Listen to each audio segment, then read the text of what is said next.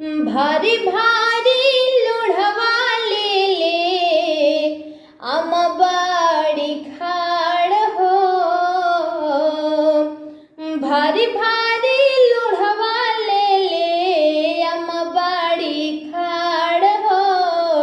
खोल बबुआ पलकी केवड़िया परिछी लीलार हो। खोल बबुआ पलकी केवड़िया परिछी लीलार हो। भारी भारी लोढ़वा ले ले आम बाड़ी खाड़ हो।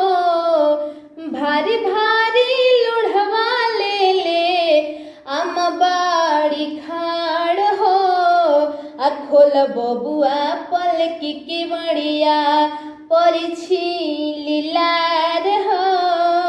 खोल बचवा पलकी केवड़िया परिछी लीलार हो। कैसे में खोलिया माँ पलकी केवड़िया हो। कैसे में खोलिया माँ पलकी केवड़िया हो। मोर जांघे उलरल बाड़ी मोर जांघे उलरल बाड़ी ससुर जी के धियावा हो।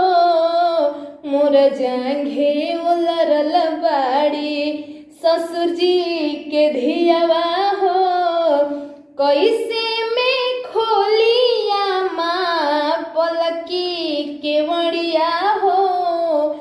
कैसे में खोलिया माँ पलकी केवड़िया हो। मोर जांघे उलरल बाड़ी मोर जांघे उलरल बाड़ी ससुर जी के धियावा हो। मोर जांघे उलरल बाड़ी ससुर जी के धियावा हो। मोर जांघे उलरल बाड़ी। नई के चलना ये कनिया नई के चलना। नई के चलना ए कनिया नई के चलना। कि जैसे बासावा नवेला वैसे नई के चलना। कि जैसे बासावा नवेला वैसे नई के चलना। नइखे नहवत ना ए हमाजी नइखे नहवत ना।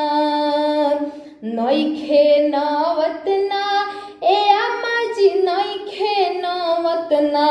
कि हमार नैहर के कुदाल का देहिया नइखे नहवत ना। हई कुंवारे के घूमल का देहिया नइखे नहवत ना। नाही जानी बड़ भैया नाही जानी छोट भैया। किया हो भैया बहिनी के नेग देले जाइब त भैया भौजी को खबर जाए दे। किया हो भैया बहिनी के नेग देले जाइब त भैया भौजी को खबर जाए दे। अहै हाथवा के घड़िया हमारा ससुर जी के दिहल ह। पेन्हले बानी अंगूठी हमारा सासू जी के किनल ह। ए बहिना खाली बाबा गलिया मोए लूट लेली जा सलिया। हाली भीतर जाए द ए बहिना खाली बाबा गलिया मोए लूट लेली जा सलिया। हाली भीतर जाए